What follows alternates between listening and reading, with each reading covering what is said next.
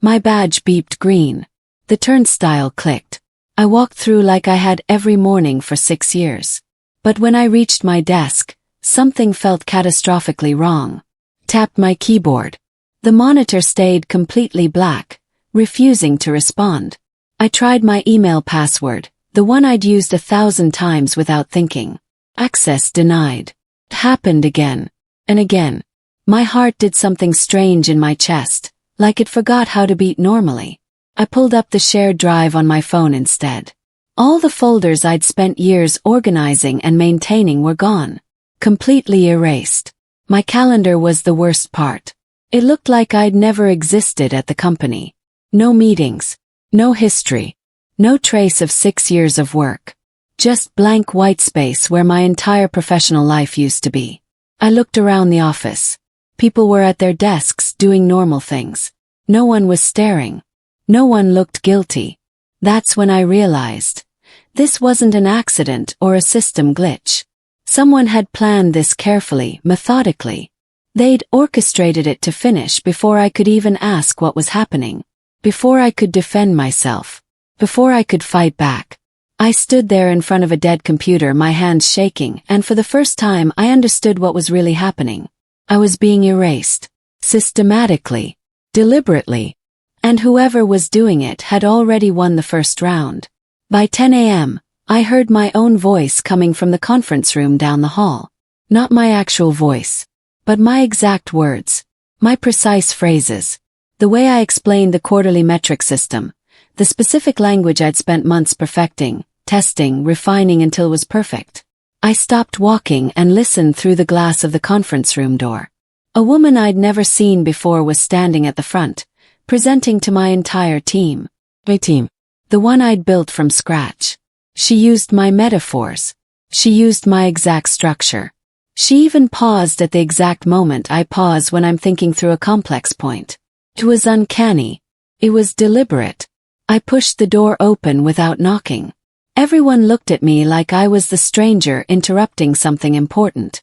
That's interesting, I said, my voice steady even though nothing inside me was steady anymore. That's almost exactly how I explain that system. Word for word, actually. The woman's face changed for just a second. Her eyes found mine and immediately looked away. That's when I knew with absolute certainty. She wasn't a thief. She wasn't trying to claim credit. She was being read a script. Someone had handed her my entire intellectual framework. My methodology, my language, my structure. And told her to deliver it like it was hers. One of my team members, Mark, suddenly became very interested in his notepad, avoiding eye contact.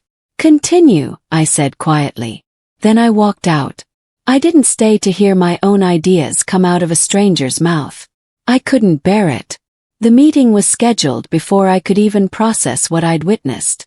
HR called me in at 11:30 a.m. Karen from Human Resources had that special smile. The one they train you in. The smile that says absolutely nothing while looking sympathetic and professional. She gestured for me to sit across from her desk. There was a folder in front of her. Paperwork. Official documents. We're going through a temporary restructuring, she said, reading from notes like she'd done this before, like this was routine. Your role is being realigned to better fit our organizational needs. I watched her mouth move. I heard the words. But something she said contradicted a specific policy I'd written myself 2 years ago. Policy about severance terms. Policy about notice periods. I knew those rules better than anyone at this company. I'd written them. I nodded anyway. I let her believe I didn't remember my own work. What does realigned mean exactly? Asked, keeping my voice level. She smiled harder. It means we're evaluating how your particular skill set fits with our current needs going forward. Skill set. Like I was software that might not be compatible anymore. Like I could be updated or replaced. Am I being fired? Not exactly, she said carefully. It's more of a transition period.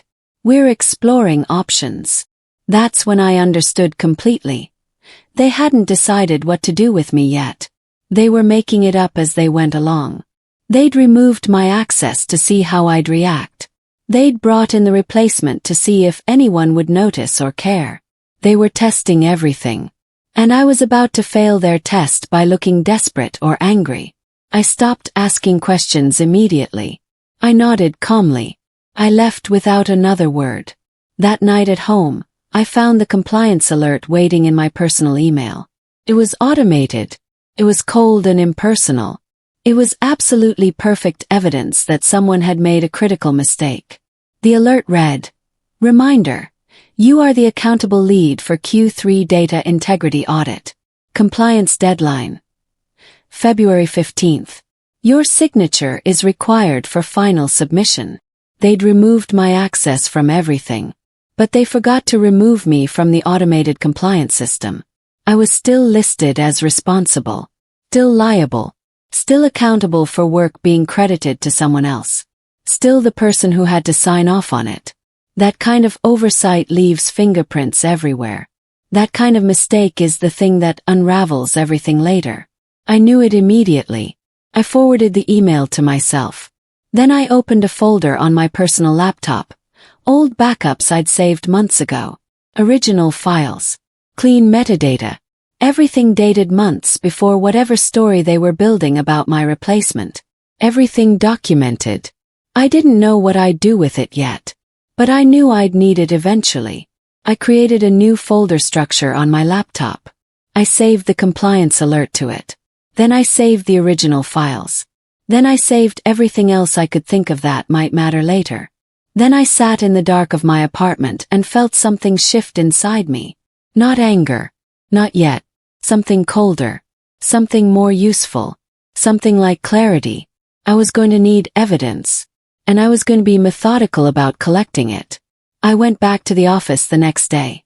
Even though every part of me wanted to stay home, my badge still worked. That part hadn't changed. But everything else had shifted dramatically. People who used to stop by my desk now found urgent reasons to walk past without looking at me. The hallway conversations would stop dead when I got close. Then they'd restart quickly when I passed. Thomas, the one who wouldn't look at me in the conference room, started overcompensating massively. He'd see me and suddenly become aggressively friendly. "Hey, how's it going today?" Like we were old friends he hadn't seen in years. Like he was performing something for an audience. The fakeness was almost painful. Others went the complete opposite direction. They became formal and distant. They called me by my full name instead of just my first name. They kept conversations at arm's length, maintaining professional distance. Like they were afraid of catching something. Like I was contagious. Guilt reshapes behavior in predictable ways. I learned that quickly. People don't hide because they've done nothing wrong.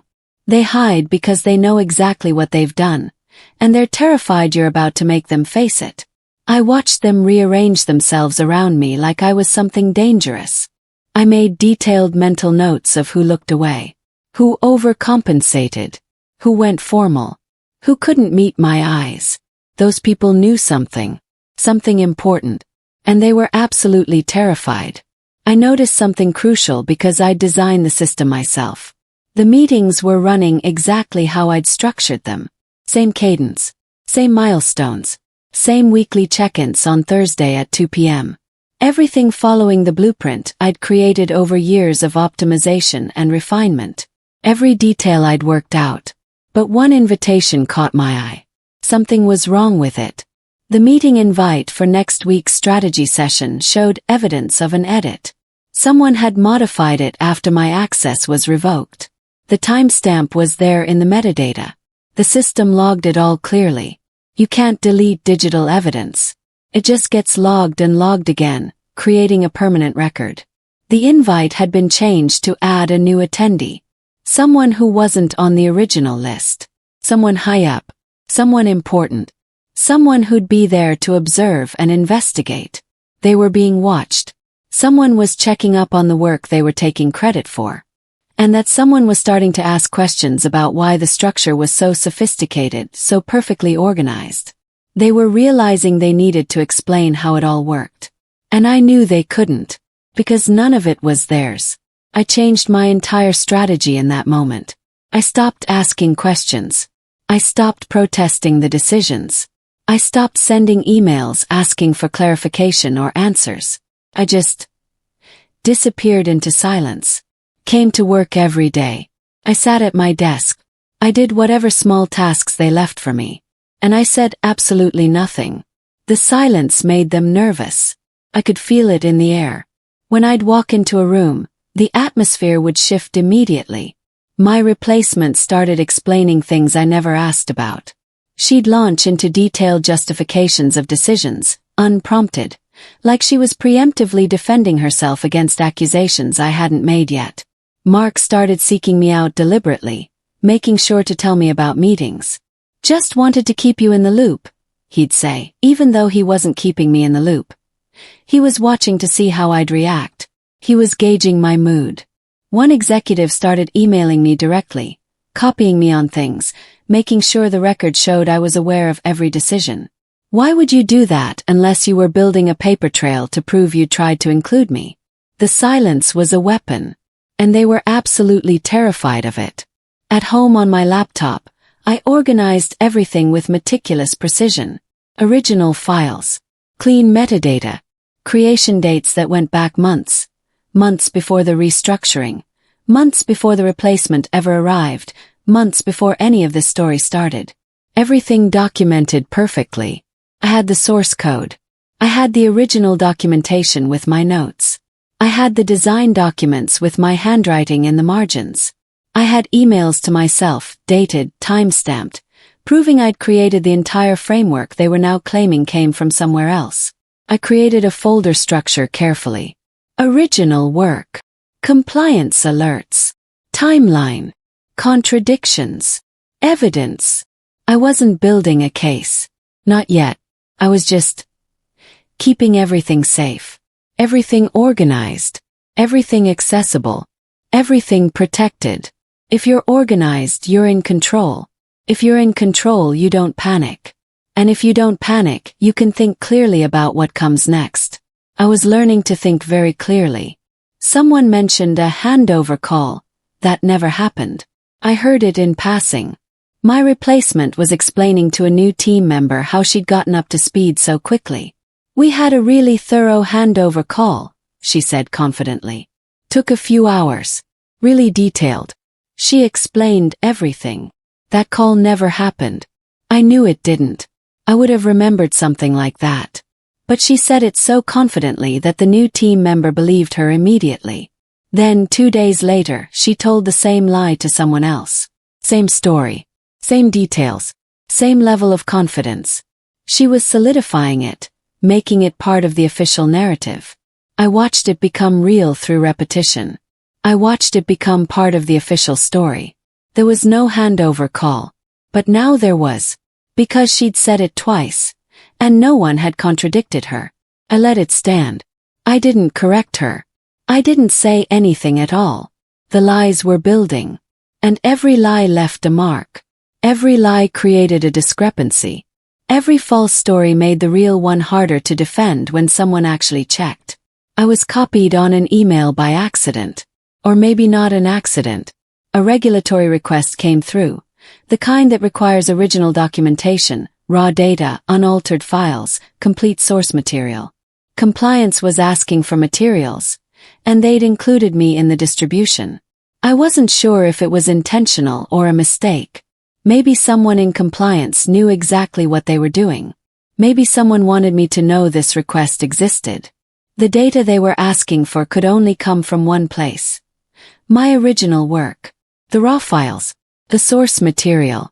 The things that couldn't be replicated by someone who was just reading a script. You can steal ideas. You can repackage them. You can't steal the technical foundation. You can't fake the metadata. You can't recreate creation dates. They were going to need me. They just didn't know it yet. And more importantly, they didn't know that I had everything documented and ready. That I'd been preparing for this moment since the first day my access was revoked. I saved that email to my folder too. I printed it out. I created multiple backups in different locations. I was ready. Someone left a memo on a shared drive that wasn't meant for me. It was meant for the executive team only. But I could still see it. The memo discussed post-employment arrangements and mentioned severance terms, and transition timeline and exit logistics. It was detailed. It was thought out. It was final. The assumption was obvious and shocking.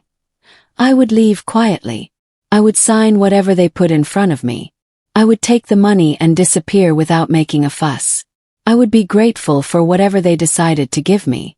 They'd already decided my ending. They were just waiting for me to play my part in their narrative. They'd already written the script. They'd already planned how this would conclude. I read the memo 3 times slowly, letting every word sink in. My hands were steady. My mind was clear. I noticed something important in the language. The word "if" appeared several times. If she accepts the terms. If she signs within the deadline. If she agrees to the non-disclosure. That word changed everything. If meant it wasn't final. If meant I had a choice. If meant they weren't entirely sure I'd cooperate. Then I downloaded it to my laptop. I printed it. I saved multiple copies in different locations. I emailed copies to myself at 3 different email addresses, creating a backup trail.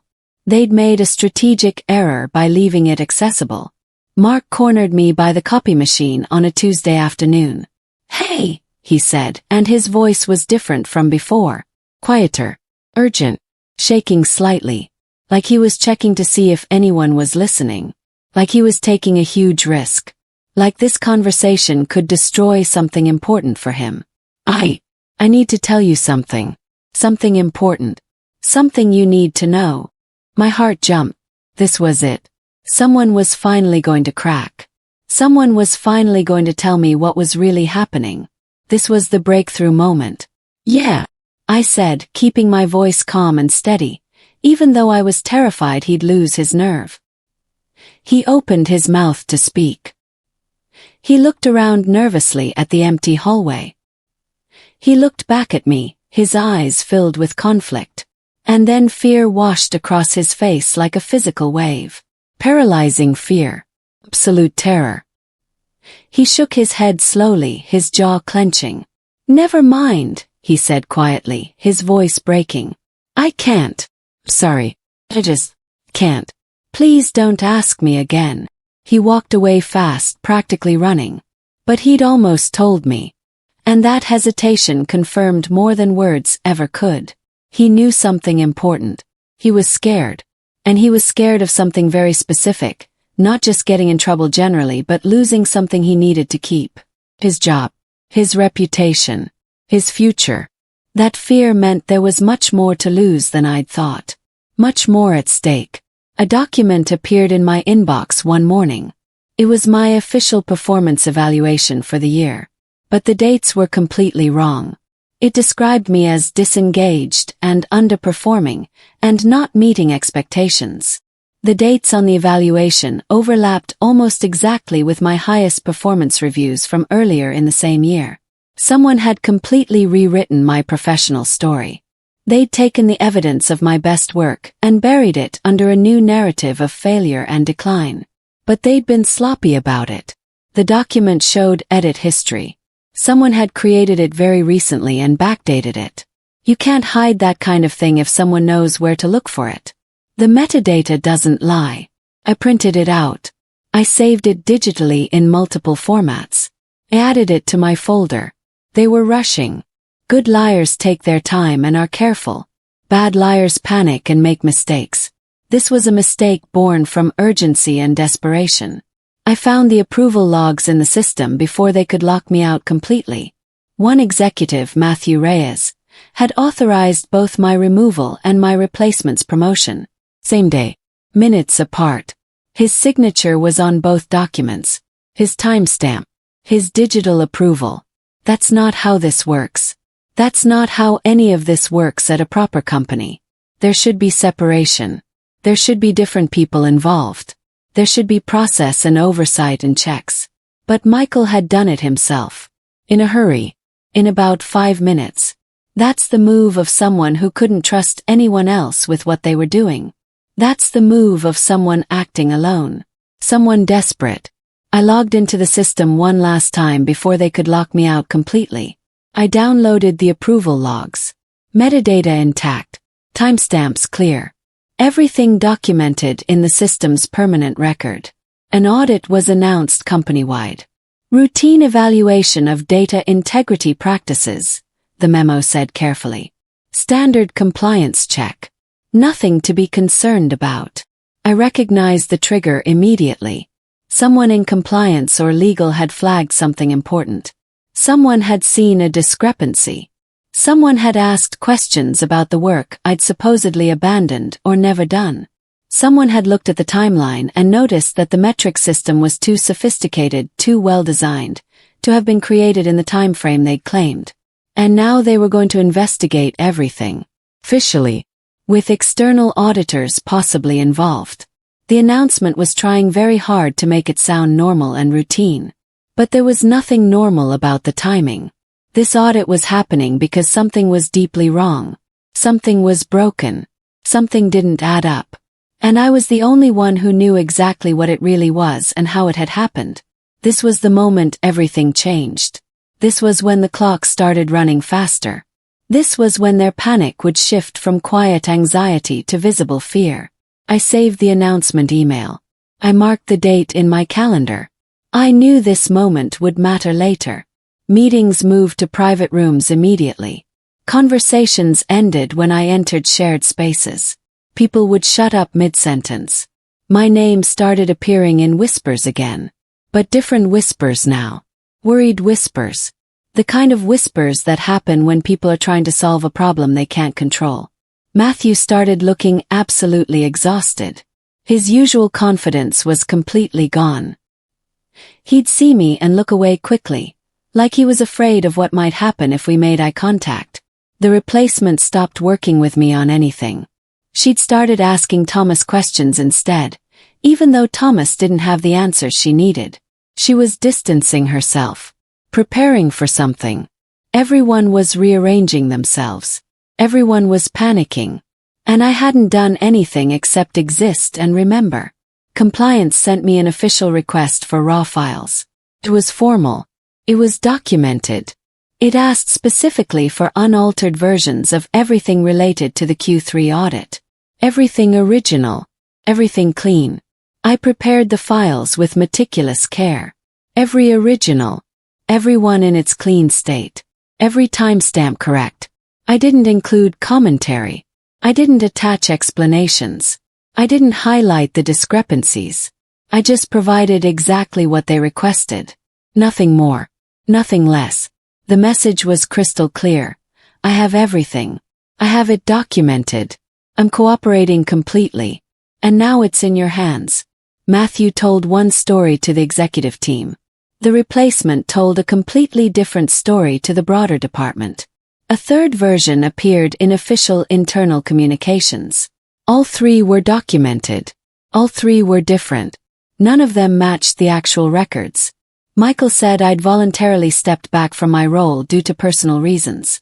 The replacement said I was being transitioned to a different department for development. The internal communication said it was a mutually agreed separation. 3 lies. 3 different lies. All documented. All contradicting each other. A lie is worthless if it contradicts your other lies.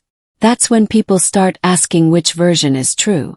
And once they ask that question, they start looking at the evidence. They start checking the records. Someone sent an email and then panicked instantly. It was a message to Matthew from my replacement, and it said something that couldn't be unsaid. Something about the original creator and getting caught. And what if she goes to compliance, and how much evidence could she have? The email was recalled immediately. Deleted. Removed from inboxes. Attempted erasure. They were trying to make it disappear as if it had never been sent. But the system logs everything. Everything. Every message. Every keystroke. Every decision. The recall attempt was documented in the system. The original transmission was logged. The timestamp of the recall attempt was recorded. The reason codes were there. Someone had tried to erase evidence of consciousness of guilt. And in doing so, they'd left a different kind of evidence, The evidence of knowing something was deeply wrong and trying desperately to hide it. The evidence of desperation and fear. I found the recall in the server backup I'd downloaded months ago. It was right there. The message that they'd tried to delete. The proof that they knew what they'd done and they were terrified of me finding out. Or worse, terrified that I already knew. During a technical deep dive meeting, someone asked her to justify a specific decision. Just one decision. Just one question from someone who actually knew the subject. And she couldn't answer it. She couldn't explain it. She hesitated. She looked at Matthew for help. She tried to deflect onto something else. But the answer she gave was technically impossible. It didn't make sense with the system architecture. It contradicted the foundation she was supposedly building on. Mark raised his hand. That doesn't align with. He stopped himself. He looked at me. He understood what was happening. My replacement was being exposed. And she couldn't handle being questioned about work that was never hers to begin with. She couldn't improvise. She couldn't explain. She could only read the script. And the script was falling apart. The metadata converged into something undeniable. Files showed creation dates that proved I'd done the work first. Access logs showed exactly when I was removed. Approval documents showed Michael's rushed signature. The compliance alert showed my name still listed as accountable. The email recall showed someone trying to hide something. The official story no longer held its shape. It was collapsing under the weight of its own contradictions. The timeline they'd built was a house of cards, and every card was documented in 3 different systems that couldn't lie. That wouldn't lie. That would stand up to any investigation. Someone in legal must have seen it. Someone in compliance must have connected all the dots. The audit wasn't routine anymore. It was an investigation. And the investigation was going to find exactly what I'd already found. Matthew resigned without warning. No announcement. No farewell email. No explanation. He just left. His access was revoked. His name was removed from the directory. By the next morning, his office was completely empty. His pictures were gone. His personal items were packed up. Someone tied closely to every decision was gone. The person who'd authorized both my removal and the replacement's promotion had disappeared. That's what panic looks like. That's what a guilty person does when they realize there's nowhere left to run. I organized everything into a complete packet. Records, timestamps, policies, metadata, access logs, approval documents, email screenshots, compliance alerts, the timeline that proved everything, the recalled email, the backdated performance review, the contradictory narratives, no commentary, no emotion, no angry letters, no accusations, no dramatic language, just sequence, just fact, just evidence, just data. I printed everything and organized it by date. I created a table of contents with page numbers. I included a summary sheet at the beginning that simply listed what was included and why each document mattered. I was professional. I was methodical. I was untouchable. I submitted it to compliance, copied to the General Counsel, and included a simple note. Documentation related to the Q3 audit. All materials are original and unaltered. Available for review at your convenience. I didn't claim anything. I didn't argue anything. I just presented the evidence and let it speak. Then I waited. Came to work. I did my job. I said nothing to anyone. I simply waited for the system to do what systems do when faced with undeniable evidence. The silence during that wait was almost unbearable. But I held it. The findings were released internally 3 weeks later. There was no investigation announcement. There was no meeting where they explained what they'd found. The results just appeared. In records. In decisions. In small changes that meant absolutely everything. Titles changed. Roles shifted. The replacement was quietly transitioned to a different position, stripped of the authority she'd never earned in the first place. My role was reinstated on paper, though I was already planning to leave. No one said my name aloud during any of this. But everyone understood exactly what had happened. I gave notice 2 weeks later. I'd already found a new job with a company that didn't know my history here. I didn't need vindication. I didn't need an apology. I didn't need them to acknowledge what they'd done to me. I'd needed something else entirely. To walk out whole. To leave without losing myself to their chaos. To survive without breaking. My last day, no one approached me with explanations. No one apologized. No one acknowledged what had really happened. That silence was the final confirmation. They knew. Everyone knew. But I never cried there. That's what unsettled them most. I didn't rage. I didn't beg. I didn't lose my mind. I stayed organized. I stayed calm. I stayed myself. And I left on my own terms, carrying everything I needed to remember who I was, regardless of what they tried to make me believe about myself. The evidence was never about winning. It was about refusing to disappear. And I didn't.